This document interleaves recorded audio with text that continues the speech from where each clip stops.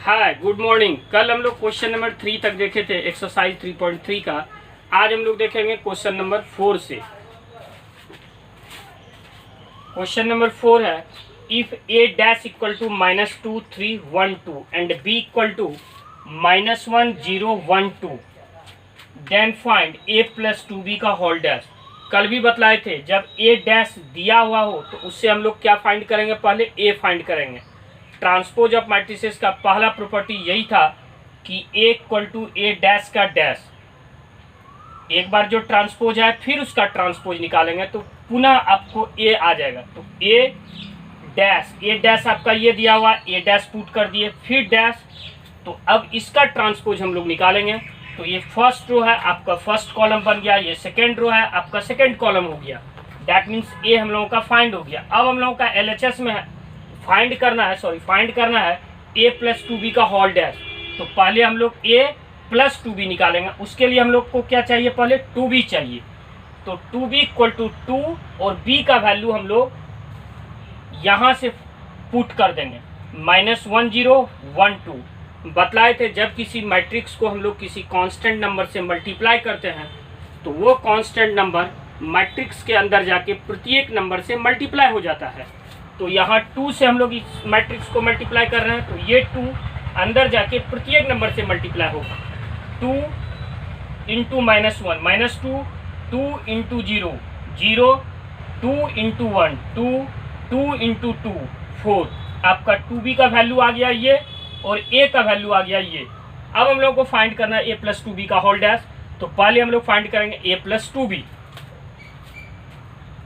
a plus 2b equal to a का value ये है प्लस 2b का वैल्यू हम लोग निकाल चुके हैं, ये पुट कर देंगे। अब दो मैट्रिक्स को हम लोग ऐड करेंगे। ऐड कैसे होता है, तो कॉरस्पॉन्डिंग एलिमेंट आपका ऐड होगा।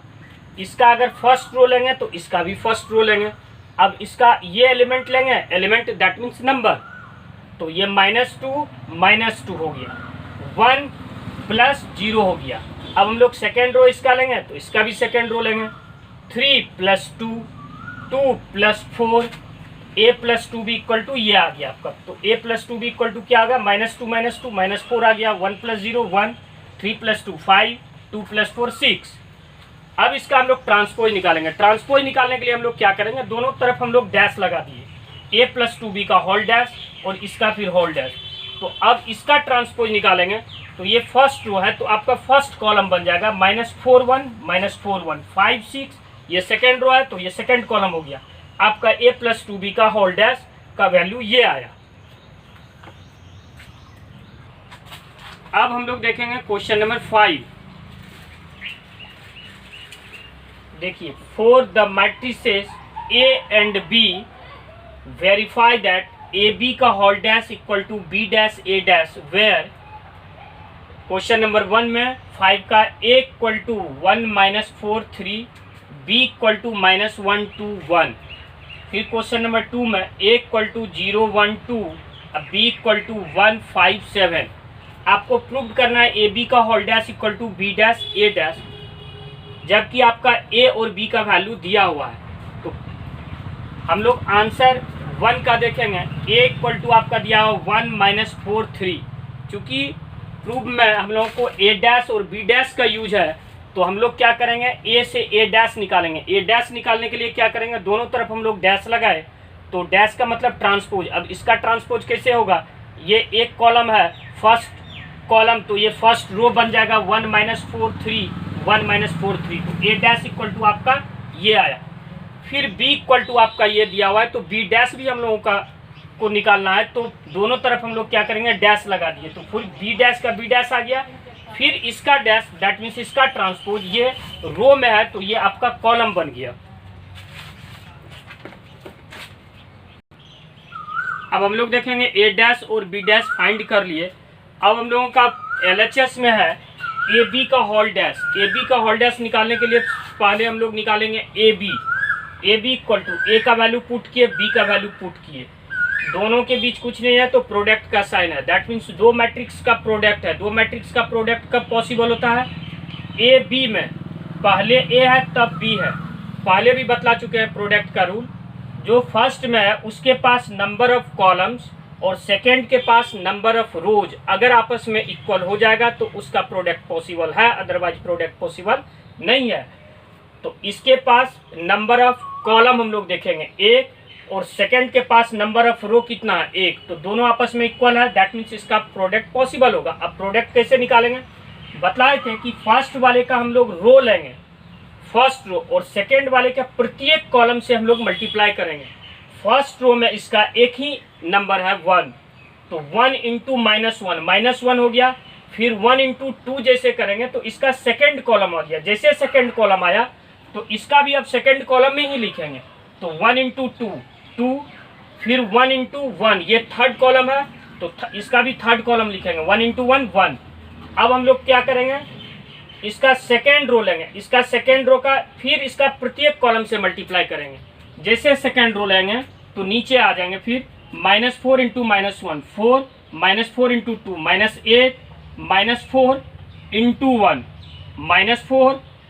अब इसका लेंगे हम लोग थर्ड रो, जिस थर्ड रो और इसका प्रत्येक कॉलम से मल्टीप्लाई करेंगे तो इसमें भी हम लोग थर्ड रो में आ जाएंगे, 3 इंटू -1 -3, 3 इंटू 2 6, 3 इंटू 1 3।